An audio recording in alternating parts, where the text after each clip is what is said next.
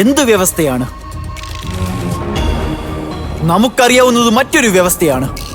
അതിൽ കുറിച്ചിരിക്കുന്നത് മറ്റൊന്നുമല്ല. വൈദ്യരാജന്റെ കുടുംബത്തിൽ നിന്നും രാജകൊട്ടാരത്തിൽ ആരും പ്രവേശിക്കാൻ പാടില്ല. നമ്മൾ എന്താ ചെയ്യാ? നടക്കുന്നേ, ഭയമാകുന്നു. ഇവരൊക്കെ നമ്മളെ പിടിക്കാൻ വന്നതാണോ? അതിന്റെ അർത്ഥം രഘുരാജ് പറഞ്ഞത് എന്താണോ അങ്ങനെ സംഭവിക്കുന്നാണോ? കൊട്ടാരത്തിൽ വന്നത് ആരാണ്?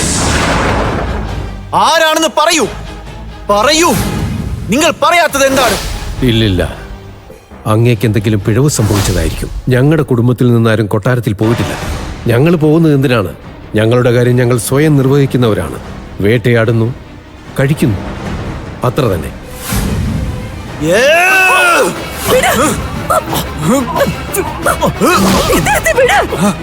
നാം നമ്മുടെ നേത്രങ്ങൾ കൊണ്ട് കണ്ടതാണ്. നാം വ്യക്തമായി കണ്ടതാണ്. അവന്റെ ശരീരത്തിൽ ഇതേ അടയാളം ഉണ്ടായിരുന്നു. നാം നേരിട്ട് കണ്ടതാണത്. പറയൂ.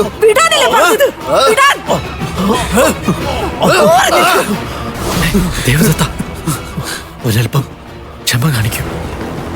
ഈ പ്രതിസന്ധി ഘട്ടത്തിൽ അധികാരി സ്വയം ശക്തി ആർജിക്കേണ്ടതാണ്. ഈ പ്രതിസന്ധിക്ക് കാരണം നാം തന്നെയാണ്. പിന്നെ നാം എങ്ങനെയാണ് ശാന്തനാവുക? അരുത്. എല്ലാവരെയും ഒരുമിച്ച് നിർത്തി അവരെ വിശദമായി പരിശോധിക്കും. ആരുടെയെങ്കിലും പാദങ്ങളിൽ മുറിവിന്റെ അടയാളം കാണുകയാണെങ്കിൽ അവനായിരിക്കും അപരാധി.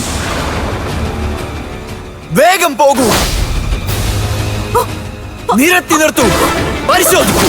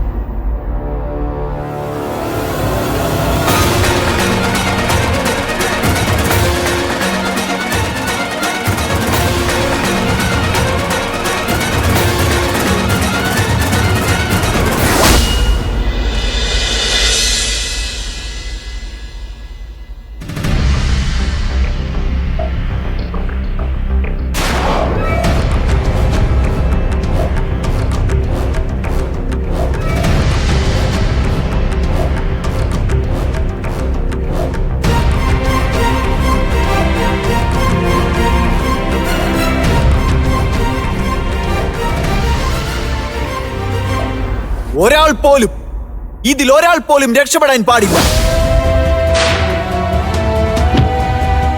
എല്ലായിടവും പരിശോധിക്കൂ. പോകൂ. അനങ്ങിപ്പോകരുത്, അനങ്ങരുത്. ഞങ്ങളുടെ ഗ്രാമത്തിൽ ഏതെങ്കിലും ഒരു സ്ത്രീയുടെ ശരീരത്തിൽ സ്പർശിക്കുകയാണെങ്കിൽ ഇന്നിവിടെ അഗ്നി പടരുന്നതാണ്. ആ അഗ്നിയിൽ നിങ്ങൾ എല്ലാവരും വെന്തുരുകും. കൂടെ ഞങ്ങളും ഭസ്മമാകുന്നതാണ്. എന്താണ് നോക്കി നിൽക്കുന്നത്? സ്ത്രീകളുടെ വാക്ക് കേട്ട് സമയം നഷ്ടപ്പെടുത്തുന്നത് എന്തിനാണ്? ബാക്കിയുള്ളവരെ വേഗം കണ്ടുപിടിക്കൂ. പോകൂ. ഈ വനവാസികൾ എല്ലാവർക്കും കടുത്ത ശിക്ഷ ലഭിക്കേണ്ടതാണ്. ഇവർക്ക് ഇത്രയും ധൈര്യം എങ്ങനെയുണ്ടായി? രൂപനഗരത്തിന്റെ രാജാവിനെയാണോ പ്രഹരിക്കുന്നത്? ആക്രമിക്കുന്നു. ഇവരെ പ്രഹരിക്കൂ. കടുത്ത ശിക്ഷ നൽകൂ. പ്രഹരിക്കൂ. ഇല്ല, നമുക്കിനിയും നിശബ്ദനായി നോക്കി നിൽക്കാൻ സാധിക്കുകയില്ല. നമുക്ക് പോണം. നമുക്ക് പോയേ മതിയാവോ? അരുത്, അരുത് ദേവദത്ത, ഒന്ന് നിൽക്ക്. ഇപ്പോൾ വിഡ്ഢിത്തം കാണിക്കരുത്. അഥവാ സൈനികർ നിന്നെ പിടികൂടി കഴിഞ്ഞാൽ രാജാവിന്റെ സൈനികർ നമ്മുടെ ഗ്രാമം മുഴുവൻ ഭസ്മമാക്കും.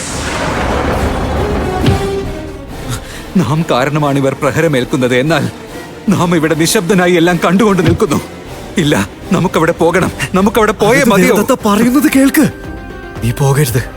സർവനാശം സംഭവിക്കുന്നതാണ്. നാം ഇപ്പോഴും പറയുകയാണ് കുമാര. ഇനി എത്ര പേരാണ് ഈ ഗ്രാമത്തിൽ മറഞ്ഞിരിക്കുന്നത്? പറയൂ.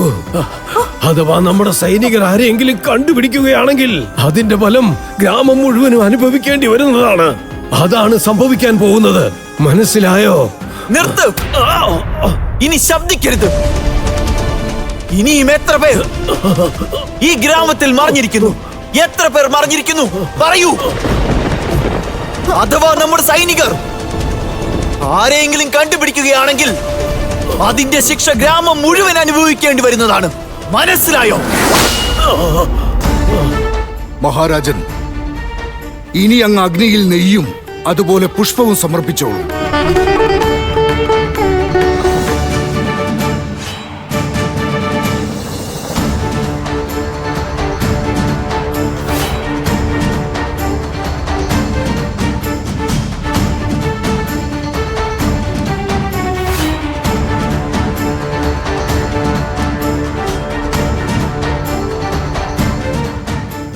രാജകുമാരി, ഇനി അവിടുന്ന് പുഷ്പങ്ങൾ അർപ്പിച്ചോളൂ പുത്രി.